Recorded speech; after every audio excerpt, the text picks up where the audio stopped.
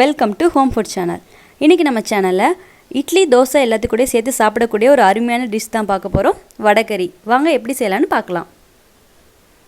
வடகறி செய்கிறதுக்கு ஃபஸ்ட்டு வடை செஞ்சுக்கலாம். வடை செய்கிறதுக்கு நான் 300 கிராம் கடலைப்பருப்பு 1 மணி நேரத்துக்கு முன்னாடியே ஊற வச்சு எடுத்து வச்சுருக்கேன். அதை அரைச்சிக்கலாம். ஃபஸ்ட்டு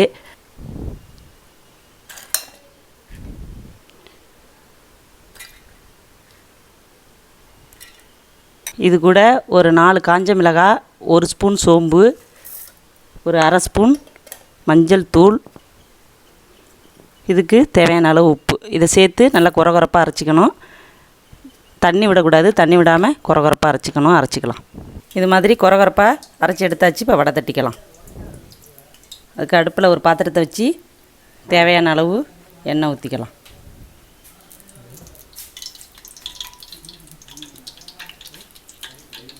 எண்ணெய் காஞ்சிருச்சு. இப்போ அரைச்சி வச்சுருக்க மாவுலேருந்து சின்ன சின்ன உருண்டையாக எடுத்து இது மாதிரி வடை தட்டி போட்டு பொரித்து எடுத்துக்கலாம்.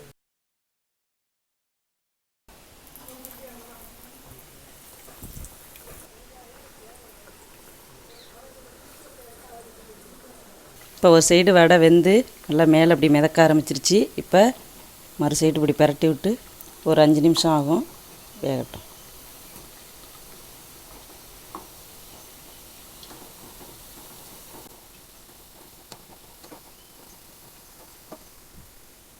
இப்போ 2 சைடும் திருப்பி போட்டு வடை நல்லா வெந்துருச்சு. இதை எடுத்துக்கலாம்.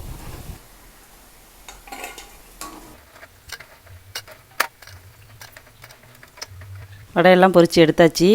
இப்போ அடுப்பில் ஒரு பாத்திரத்தை வச்சு ஒரு 3 ஸ்பூன் அளவுக்கு எண்ணெய் ஊற்றிக்கணும். எண்ணெய் சூடாயிருச்சு. ஒரு துண்டு பட்டை, 2 ஏலக்காய், 4 கிராம்பு, அரை ஸ்பூன் சோம்பு, 2 பச்சை மிளகாய், இதெல்லாம் சேர்த்து நல்லா வதக்கிக்கலாம்.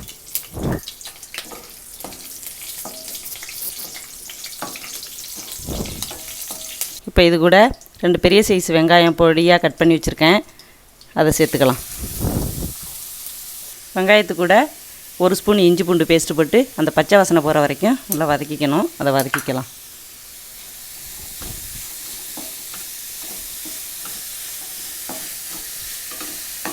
வெங்காயம் நல்லா வதங்கி பச்சை வாசனையெல்லாம் போயிடுச்சு.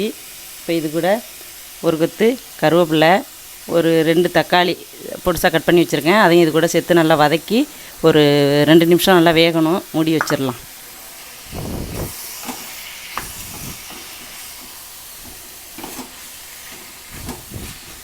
தக்காளி நல்லா குழைவாக வெந்தால் தான் நல்லாயிருக்கும். வேகட்டும். இப்போ 2 நிமிஷம் ஆயிடுச்சு. தக்காளி நல்லா வெந்துருச்சு. அதை நல்லா அப்படி மசிச்சு விட்டுக்கலாம். மசிச்சு விட்டுட்டு இதுக்கு தேவையான மசாலாலாம் சேர்த்துக்கலாம்.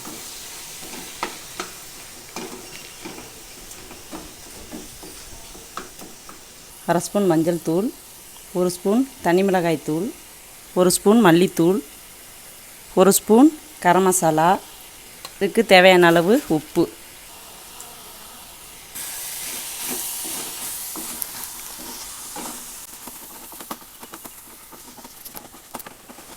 இப்போ மசாலாலாம் நல்லா கலந்து வதக்கியாச்சு. பச்சை வாசனை எல்லாம் போயிடுச்சு. இப்போ இதுக்கு கடலைப்பருப்பு ஊற வச்ச தண்ணி இருந்தது, அதை இதில் சேர்த்துக்கலாம். கொஞ்சமாக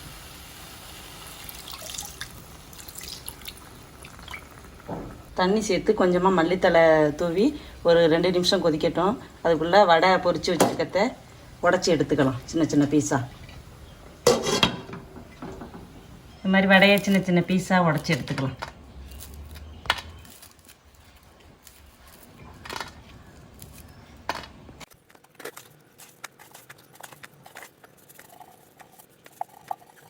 நல்லா கொதி வந்துருச்சு. இதில் உடச்சி வச்சுருக்க வடையெல்லாம் சேர்த்துக்க வேண்டியது தான்.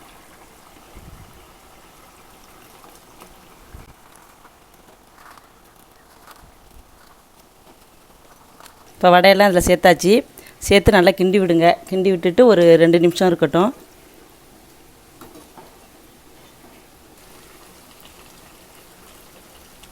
வடையெல்லாம் சேர்த்து நல்லா கொதி வந்துருச்சு. இப்போ இது கூட 1 கப்பு தேங்காய் பால் எடுத்து வச்சுருக்கேன், இதை இதில் சேர்த்துக்கலாம். நான் டேஸ்ட்டுக்காக தான் தேங்காய் பால் சேர்த்துருக்கேன். தேங்காய் பால் தேவையில்லைன்னு நினைக்கிறேன். நீங்கள் தேங்காய் பால் சேர்க்க வேண்டியதில்லை. தேங்காயே இல்லாமல் கூட செஞ்சால் நல்லா தான் இருக்கும். இது ரெடி ஆயிடுச்சு. இப்போ வந்து கொஞ்சமாக மல்லித்தழை தூவி ஸ்டவ்வை ஆஃப் பண்ணிடலாம். இது வந்து ஒரு அரை மணி நேரம் நல்லா ஊற வச்சு சாப்பிட்டா நல்லா டேஸ்ட்டாக இருக்கும். அவ்வளோதான், வடகறி ரெடி ஆயிடுச்சு. ரொம்பவே சூப்பரான வடகறி ரெடி ஆயிடுச்சு. வீட்டில் வடை மிஞ்சிச்சுன்னா கூட கண்டிப்பாக இதே மாதிரி ட்ரை பண்ணி பாருங்கள், ரொம்பவே நல்லாயிருக்கும். செஞ்சு பார்த்துட்டு எப்படி இருக்குன்னு வீடியோக்கு கீழே உள்ள கமெண்ட் பாக்ஸில் கமெண்ட் பண்ணுங்கள். இந்த வீடியோ உங்களுக்கு பிடிச்சிருந்துச்சுன்னா நம்ம ஹோம் ஃபுட்ஸ் சேனலை சப்ஸ்கிரைப் பண்ணுங்கள். மறக்காமல் பக்கத்தில் உள்ள பெல் பட்டனை ப்ரெஸ் பண்ணிவிடுங்க.